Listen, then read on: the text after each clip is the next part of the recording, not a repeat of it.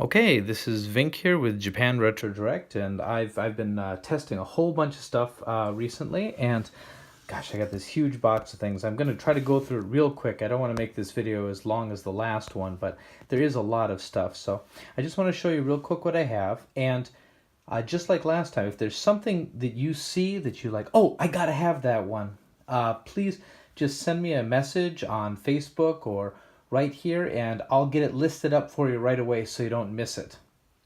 Anyway, let's get started. First of all, we've got House of the Dead, Sega Saturn, just a classic, wonderful light gun shooter. Really pretty impressive. It's one of the later Saturn titles. Good 3D graphics on that one. This is Winning Shot. It's a golf game by Data East, and it's really simple. It's a top-down golf game, but kind of colorful, kind of cute. They made a sequel to it for the CD system. Let's see, it was like called The Golfer or something. But Sega Saturn Eberoge. It's just a game. I I can't really say much for it. It's one of those simulation games that I didn't play very much. I'm sure for people who are into it, it's really good, but it's just what it is. I've been having some requests. I sold the first one of these like just minutes after I put it on. This one cost me a little bit more to get this time, so I can't sell it quite as cheap. But this is another copy of Boku Dracula-kun. This is the like the chibi Castlevania. Very, very fun. Okay, I listed a bunch of, I went through a bunch of PCFX stuff. This is Return to Zork. It's a Japanese version of the Activision game. I was a big fan of the text adventure Zork, and I remember playing this one on PC. It's fun. Of course, this is the Japanese version, so that makes it a little harder if you don't speak Japanese. This is Tenchi Muyo, and good adventure game. Actually, this is two games in one. There's, actually, let me show you. It's hard to do with one hand, but just a second. Oops. You see, there's actually two discs in here. And the first disc is basically a remake of the PC Engine Tenchi Muyo game, and then the second disc is a new PCFX Tenchi Muyo game. This is kind of at the high point of Tenchi Muyo's popularity when this one was made. And yeah, it's really cool. Tons of original animation and voice work from the actors. I was a big fan of this series when I was in college. So this one's a lot of fun. Voice Paradise. This is strange. It's like the voice actors, the voice actresses from the various games and series and things. I don't know, they went together. It's a collaboration adventure game. Actually, this has a reversible cover. Is it worth showing? Let me see if I can just pull it out really quickly. And the cover actually shows the voice actors there, and I think this is actually the one that was sticking out when you buy the game originally, because the big selling point of this game is not even the game, it's the voice talent behind it. Voice Paradise. This is not a anime adventure game. This is actually a naval strategy game. So that makes it different from most of the other PCFX stuff. This is ported to everything. I think it's on Saturn. I know they made a Super Nintendo version, but this one has a bunch of anime cutscenes. It's pretty good. It's pretty good. This is the first volume of the long-running, well, not long, I mean, the longest series for PCFX, because it had 6 volumes. This is Anime Freak, and basically it just... it's a collection of just little data and interviews and videos, and they made their own like series that was like exclusive to these things called Private Idol, and it was like a serial that would be on each of these discs that was basically their own anime series for this. These different discs covered anime and upcoming releases, interviews, all kinds of stuff. It's a fan disc, and a lot of people really enjoy those. Team Innocent. I showed it in the video where I was doing the game testing, and still I really recommend this one, even if they are ridiculously thin. But great game, probably in my top 5 PCFX games. This one's not in the top 5, but this is probably in a lot of people's top 5 because this is one of the launch titles for the system, and it is I suppose one of the best versions of Graduation 2 Neo Generation. This was ported to a number of other systems, but this one has really nice video and stuff. All right, I've got a copy of Echo the Dolphin 2. I acquired a while back, and I was found it while I was cleaning up, so I'm going to get that listed. These are some other things that were in the testing video. There's the Othello that I tested, nothing on the other side of that disc. This is a Mario 2, and it's got a Mahjong on the other side of that disc. And again, as I said in the other video, I really do enjoy Mahjong games, and if you don't know how to play it, you should really look up a guide and figure out how to play, because it opens up hundreds of retro games, and some of them are really, really good. Some of them are bad, but this is a Golf US course. Really nice package. I don't know why someone put the sticker on there, but yeah, nice golf game. Orgus. This is a shooter. One of the nicer games for the SG-1000. So it'll also play on a Master System or an SG-3000. Yeah. This is pretty good. I don't know. I don't play much SG-1000 stuff, but this is one of the better ones. This one won't play in an SG-1000. This one requires either a Mark III or a Master System, but this is Afterburner, and I mean, it's Afterburner, and it's really a good arcade port on the Master System. Triangle again. This is a rare Xbox, Japanese Xbox exclusive. There weren't too many exclusive games for the Xbox, but this is one of them. At least I think it was only on Xbox. I've only ever seen it on Xbox, but yeah, it's called Triangle again, and I don't know. I didn't play it much. I just basically saw that it had some really nice, DVD quality cutscenes.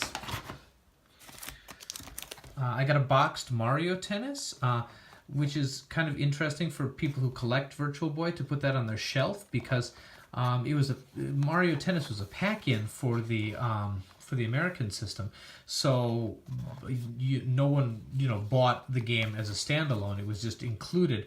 But in Japan, you had to buy it by itself.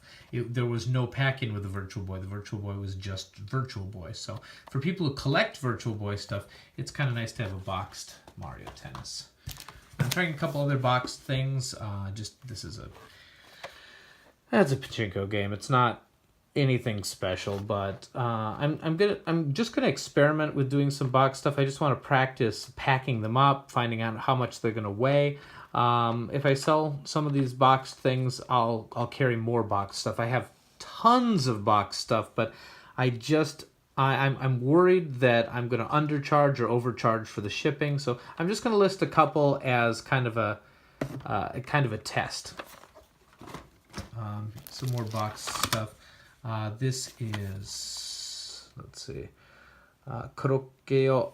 This is Koroke 3, and these are kind of like action adventure-y type games. Oh, this one has the coin inside of it, the collector's coin. Maybe you can see that. A lot. I find these a lot, but often the coin is missing. I think the target audience lost the coin. Let's see, we've got some more cards here. Buggy Popper. This is a nice little Data East, like overhead kind of racing arcadey game. This is a King's Knight. This one came out in the States, and Sean made an awesome video about this, comparing the Famicom version to the MSX version, and the Famicom version is definitely different and I probably better, but I'm still kind of partial to MSX stuff because I just love the MSX. But the Famicom version probably is the superior version. Ikari, this was Ikari Warriors in the United States, popular SNK game.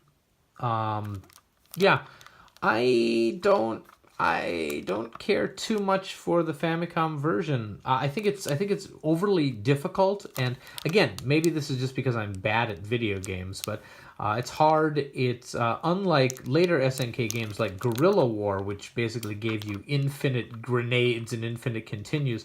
This one was very finite, very difficult. I mainly played this game actually on an old Apple II version that I had, which I really, really enjoyed. Maybe that's what's made me biased. I tested this one out earlier. This is just Gradius. And this is a road fighter, kind of the Spy Hunter type one that I lost at really bad if you watched that other video. I thought I'd put a copy of Mahjong on for those who don't have Famicom Disk System. This game's, usually pretty reasonably priced, and if you want to just try a very simple Mahjong game, that's what it is. Choplifter. This is another game that I played on the Apple II a long time ago that I'm still kind of partial to that version, but it's not a bad port, the Famicom version, even though it was done by Jaleco. This one came out as just Yoshi in the United States. Yoshi no Tamago, Yoshi's Egg. It's a puzzle game. It has Yoshi, this is interesting because Yoshi was, of course, introduced with Super Mario World, which was on the Super Famicom, but this is a Famicom title, so there was that nice overlap time when Famicom and Super Famicom were coexisting, and one of the things they did to cash in on the whole Yoshi craze was make this puzzle game, and it's really quite fun. This is on Famicom and Game Boy. They never made a Super Famicom one of this, but they did of the kind of sequel to this Yoshi's Cookie. Princess Tomato and the Salad Kingdom. Well, it's a Salad no Kuni no Tomato Hime. So, but Princess Tomato and the Salad Kingdom. Really amazing adventure game. This one actually came out in America inexplicably, and I played it. I think it's one of the early games I beat. It has a rock paper scissors battle mechanic, and then it's kind of a typical menu based adventure game. Really fun. And it's worth having because apparently there's a lot of changes between the Japanese and US releases. I haven't delved into this one enough to see what they all are, but I was reading an article about it. It's pretty interesting. This is a Naruto game for the Game Boy Advance. I'm not too familiar with the Naruto series, but I like this one because it's just an action game, pretty import friendly. Easy to play, and I don't know. I think if I knew more about the Naruto series, I'd really like this. But I'm not too familiar with the series, but it's not bad. It's not bad. I love the Namco Famicom releases because they came in in these hard cases. So a lot of them, if you find them, the cartridges are still pristine, and the manuals are really nice, unlike the paper boxes. I know some people love paper boxes, but give me snap lock cases any day. I feel the same way about Neo Geo Pocket, and that's why I love the early games. And then some of the very late releases also went back to the snap lock cases. This is Melanchan's Growth Diary.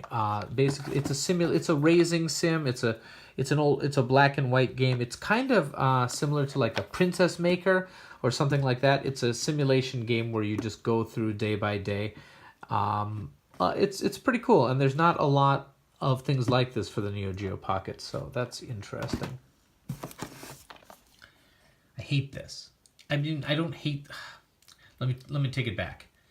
I hate that this is a region-locked game. because almost no PlayStation 3 games are region locked, and I can usually recommend for people that you can play any PlayStation 3 game. This is one of the very, very few that's region locked. They just didn't want people in the United States playing it before it officially came out in the United States. So, but it's actually a really good game, but you will need a Japanese PlayStation 3 to play it. This is the Persona 4 Ultimate Fighter.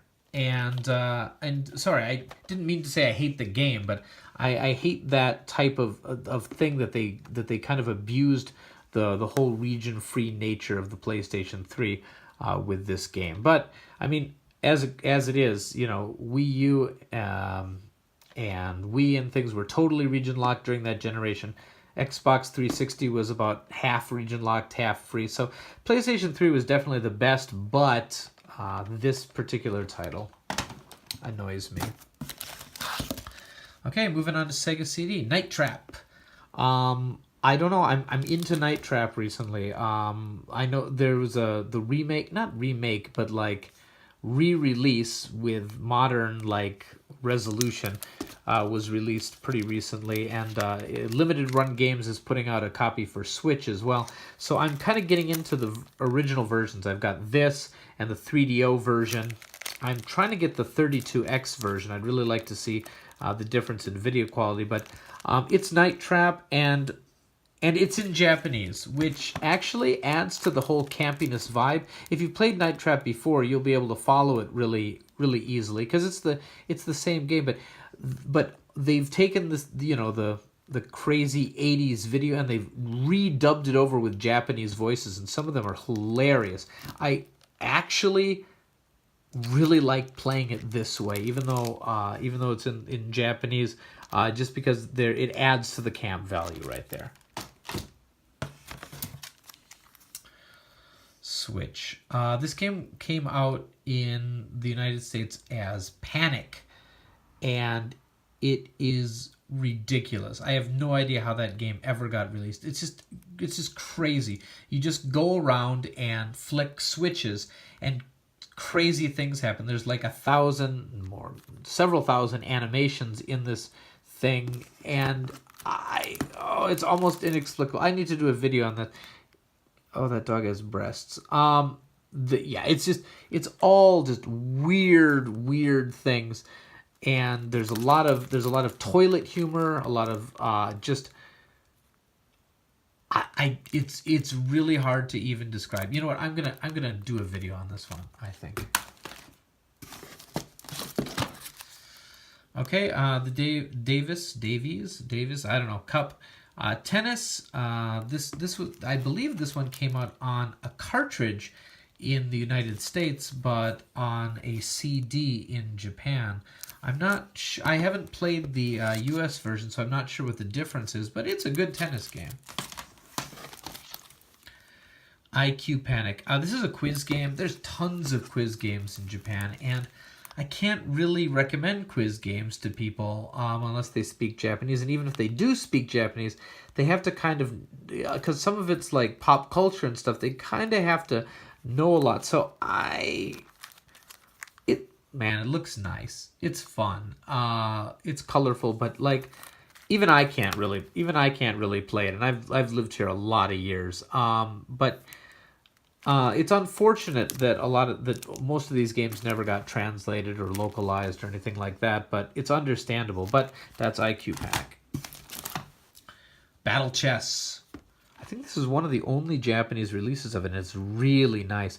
It's based on the remade edition that was on Macintosh and PCs that was released a few years after the original Battle Chess. Very nice port. I really, really enjoy this game.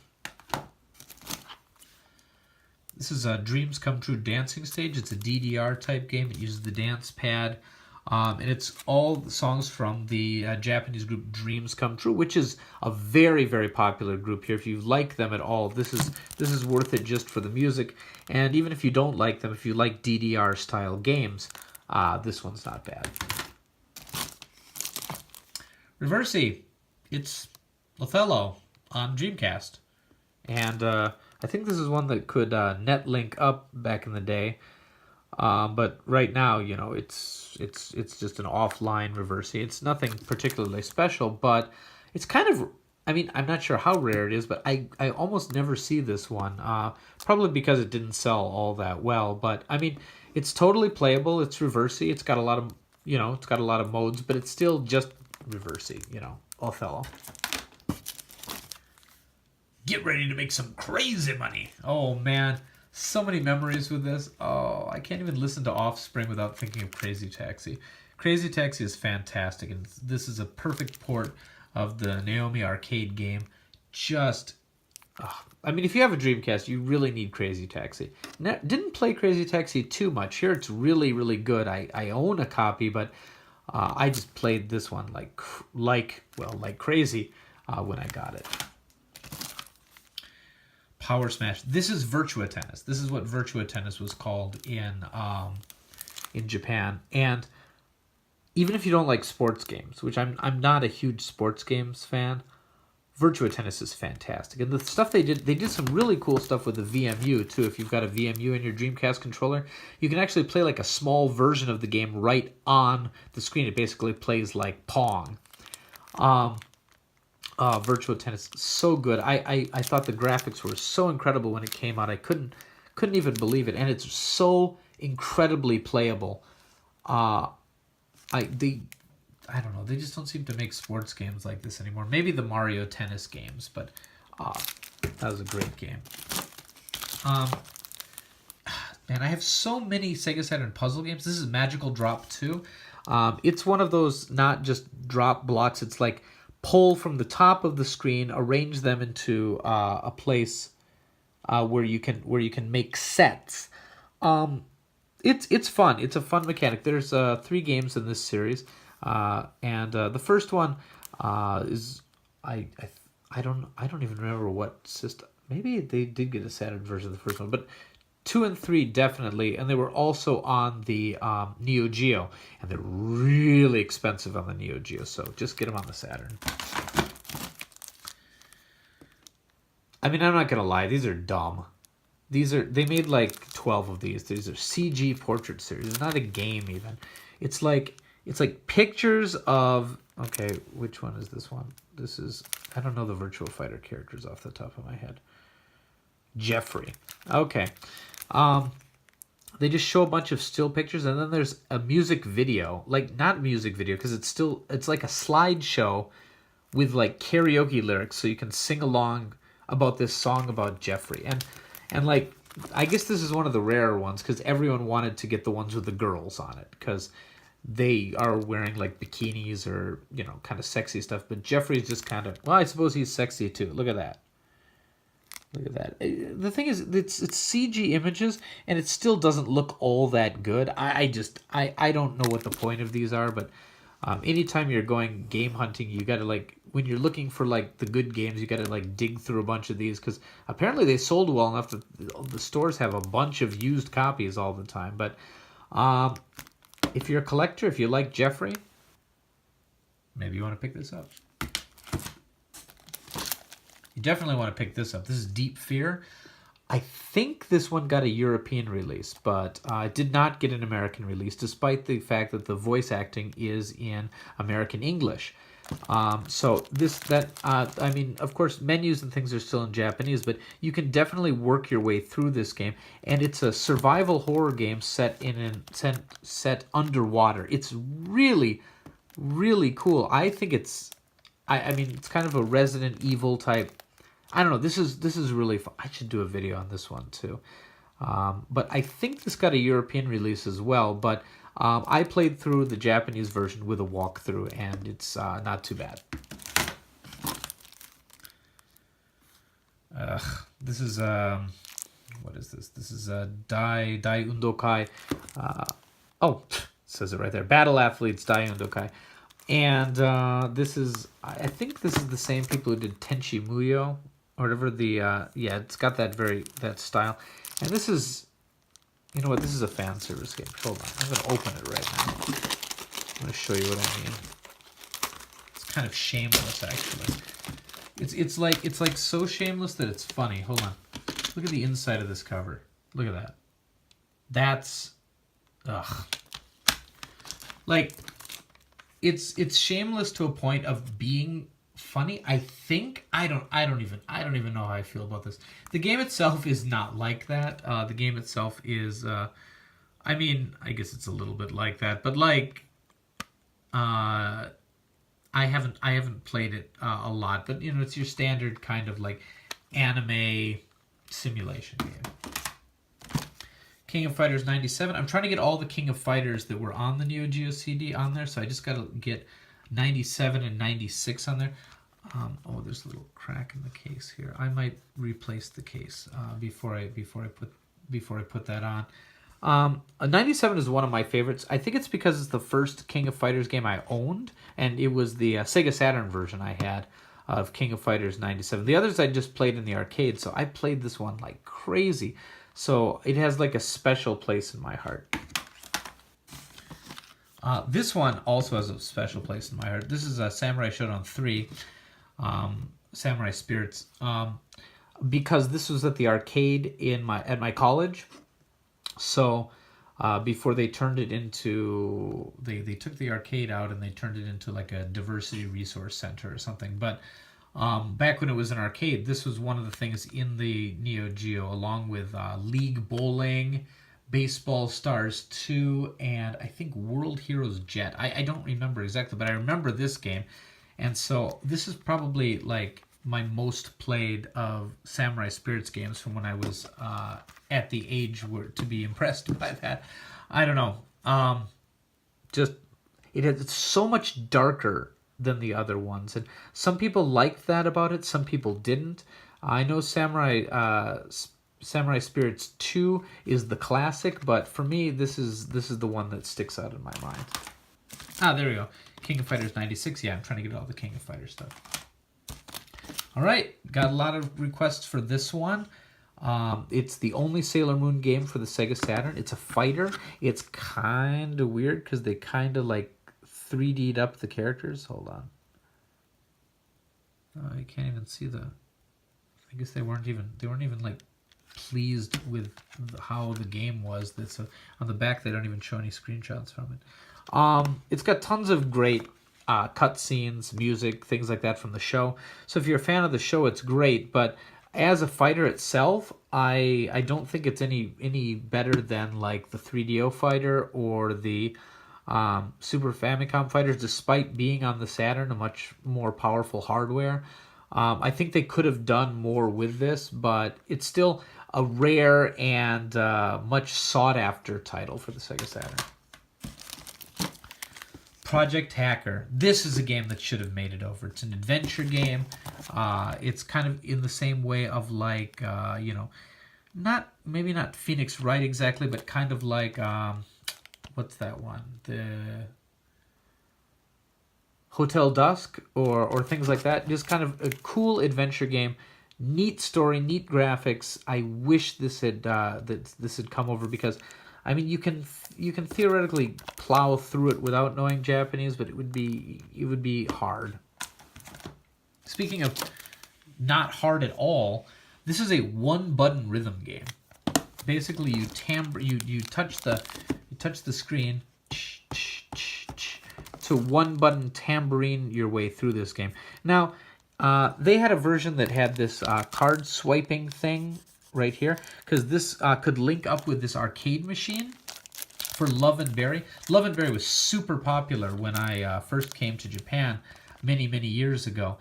It's gone as a franchise now, but people would collect the cards, and there was a whole line of fashion and all kinds of stuff. But the game itself is just a music game that's really easy to play, pretty import friendly. Even if you could find this reader, it's getting harder and harder to find the cards because most people who collect them were like young girls and they threw them away. So, but you can totally play it without that card reader. Love and Berry. It's kind of fun. It's kind of fun. This is a Naruto game, just a kind of an action game there. Again, not a big Naruto fan, but I've heard that this one is a good one. I played it enough to test it to tell what kind of a game it was, and I bet if you're a Naruto fan, it's pretty great. Guilty Gear. Dust Strikers. I love it when they were still doing the everything had to be Guilty Gear DS. So what's DS mean here? It means Dust Strikers. They're really trying very hard, but it's a good Guilty Gear game. I like how they did the like multi-platform stuff there. It's interesting. It's not like the other Guilty Gear games, but not in a bad way. Oh gosh, I'm gonna slaughter this. Sommelier. It's a wine assessment utility. Like, it's not a game. This is about wine. It's like how to pick good wine and like a guide to wine. It's very interesting, kind of the edutainment software. It's very very interesting. But as I said, it's not a game, but it's a very interesting like novelty collector's piece. And one of the strangest things is it's made by EA. I don't believe they made an English version. It's like EA's Japan branch put this out. So it's a very interesting novelty. Steel Princess. And I love how they describe this game. I love the genre right here. It says sexy action adventure. Yeah. Sexy action adventure for 1 or 2 players. And it's kind of a, like, not isometric exactly, but kind of like that pseudo 3D-ish kind of battle game with, yeah, there's definitely sexy characters. I think this one got a US release as well. I don't remember, but it's not bad. It's actually pretty fun. There's definite puzzle solving elements in it too. It's not just a like mindless action game. Yeah, I played it for the first few levels. It's pretty good. I think I say pretty good too often. Speaking of sexy action games, this is Senran Kagura Burst, and this one came out in this one did come out in the United States, but as a digital title only. There was no physical release of this. So if you want it on a cartridge, if you want it for preservation, this is the cartridge.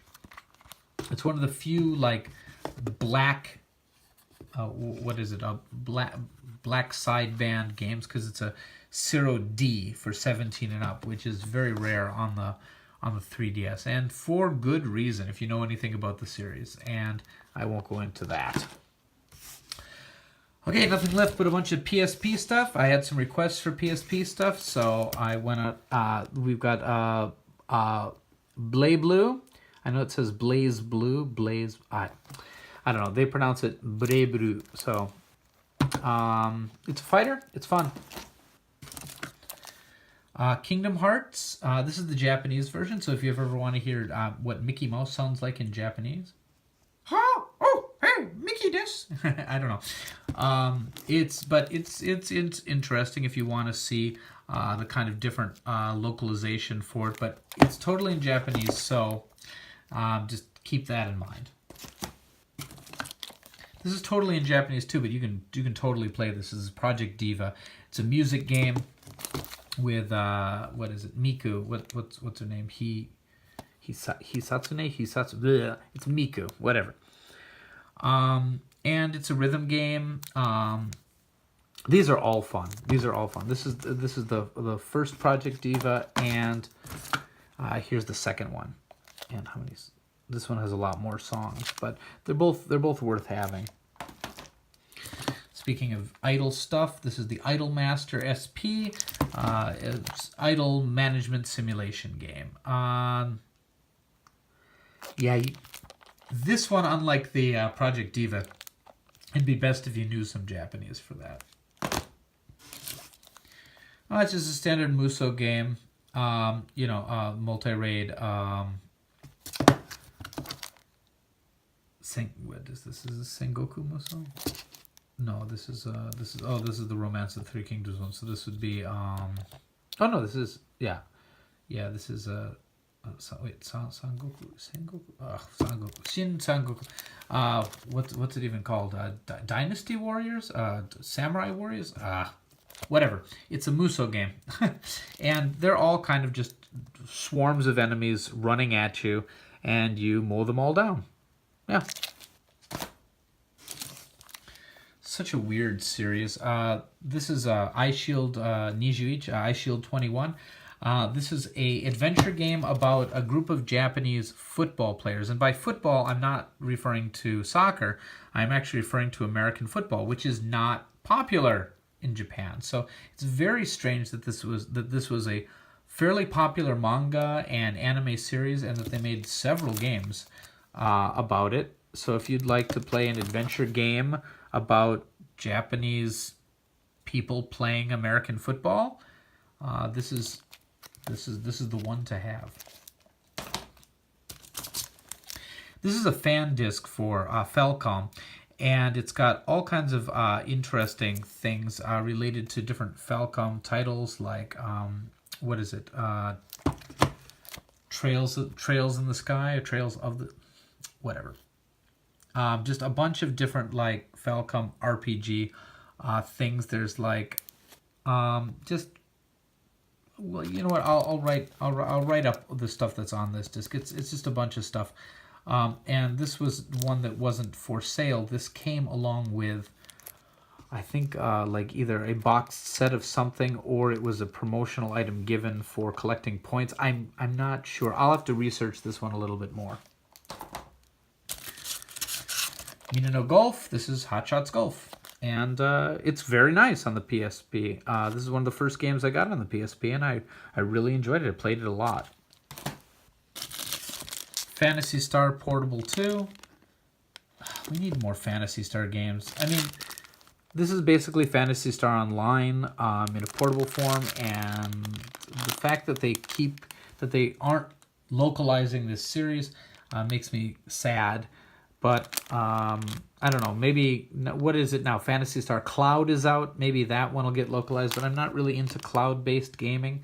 But this is a nice game. If you like Phantasy Star Online, things like that, this is a very nice game. It was very popular in Japan too. Not quite to the level of Monster Hunter, but it's definitely one of the more successful series. Here's a game with a lot of sequels. Bleach: Heat the Soul. It's a 3D fighter, and based on Bleach, and it's got a lot of characters, and they're fun. Bleach is also not a series I'm terribly familiar with, but I've read a little of the manga, and very interesting. And they made so many of them. Here's number 3, and they've all got like different characters and stages. This is 4. I think they made 6 or 7 of them. I think those are the only 3 I've got. Okay, here's another Guilty Gear game. This is a much more traditional Guilty Gear game than the Dust Strikers one was. Guilty Gear Double X. Yeah, very, very standard. Loco Roco, a fun puzzle game that involves like rotating the world. I love the graphics, and more so than that, the music. Just wonderful. This was so popular when it first came out. I remember being at a department store and hearing the music from Loco Roco and thinking, wow, wow, this is going to be a mainstream hit. And it, unfortunately, they never kept it up. Like the first game was very popular, and the sequels never really took off the same way. Luminous. Great. I think there's a new one that's coming out like really, really soon. Great puzzle game, excellent music. It's by Q Games. So like they've got people behind like Rez and things like that, Meteos, things like that. Great game. One of the really great PSP launch titles, and this is the Japanese version. All right, I'm gonna do a video on this later. This is a sexy English lesson game. These are your English teachers. She's the novice English teacher, intermediate and advanced, and they're gonna reward you with some sexy pictures if you can answer their quizzes right. And since there probably wasn't enough content there, they also have a rock, paper, scissors minigame. This is interesting because this is a this is a UMD video for PSP. It's not really a game, but because of how they can use the menus, it's a game. You know what? I'm going to do a video on this because this is so unusual, and the English in this game is so terrible. Yeah, you know what? I'm going to do a video on that separately. Oh my gosh. Okay, I think... Oh, some stragglers. Oh, there's a Game Boy camera. This thing just turned... What is it? Just turned 20 recently, I think. Oh, I can't even believe that. These are fun. You can use it as a webcam if you've got it hooked up to a Super Famicom with a Super Game Boy. No, it doesn't really work as a webcam, but it's kind of fun to play with it that way. Oh, a Game Gear game. Mappy. Classic. Just an absolutely classic Namco game. I think this one is this is really up there with the biggest classic games like that Namco ever made in Japan. It's up there with Dig Dug and everything. It never really took off as well in the United States, but I love every version of Mappy. All right, I think that's it. So until next time, remember if there's anything from this massive pile of things I talked about that you're interested in, that you want to know more about, that you'd like me to list before, because this is going to take me weeks to list all this stuff. Just let me know in the comments. I hope you enjoyed this video. I was intending for it to be less than half an hour, and I can see it's already over 40 minutes. So if you're still sticking with me, thank you very much for your patience. So this is Vink from Japan Retro Direct signing off. Bye-bye.